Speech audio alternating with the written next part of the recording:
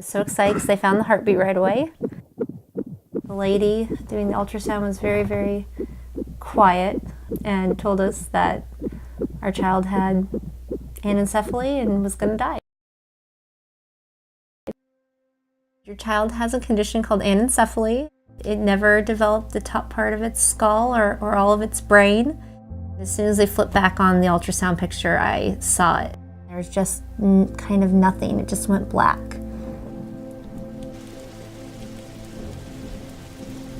We hardly slept that night just because your brain can't process the fact that your child is going to die.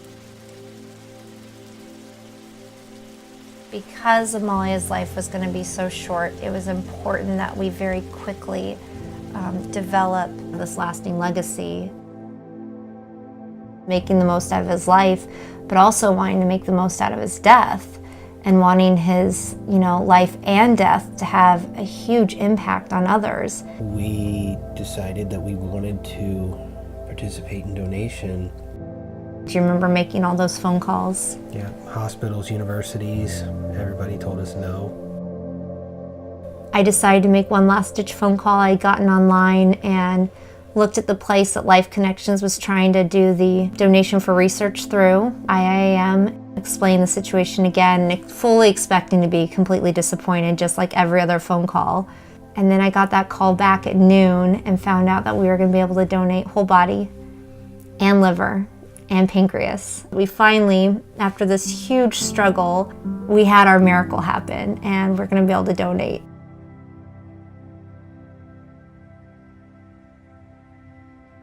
We're finally here. It's time to meet our son. And then the next thing I know, they were laying him on my chest. He was alive.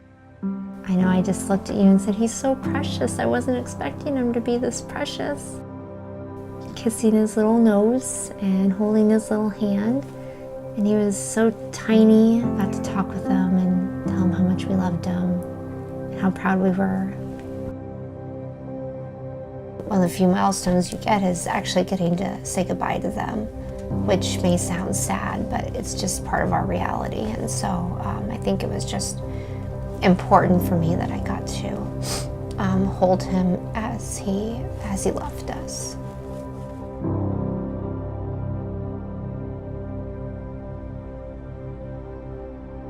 Well, he got to be with us for an hour and 20 minutes. We always like saying he was with us for 37 weeks in utero and an hour and 20 minutes in our arms, and he now lives on through donation. I've continued to reach out to the researchers who've used him so that we can find out more of what he's done. Amalya's impact is significant. His images have been to Syria, his images have been to Australia, across New Zealand. His images have been all across the United States.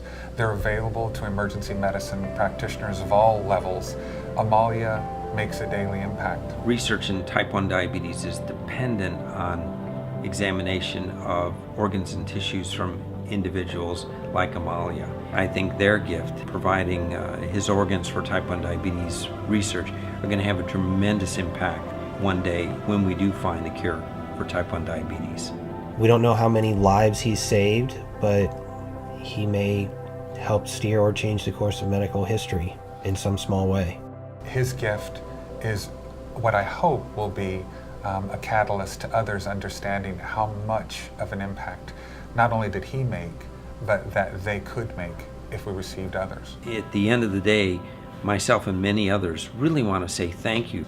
Let people know the impact of what they're doing. Really, it's simple. Whether it's donating for research or donating for transplant, you're going to ultimately make it so another person doesn't have to suffer and another family doesn't have to experience that heartbreak. And you never know what the life that you save, what it will go on to do. My son doesn't have the same accomplishments and milestones as a typical child, but he gets to live those milestones and accomplishments out through other people.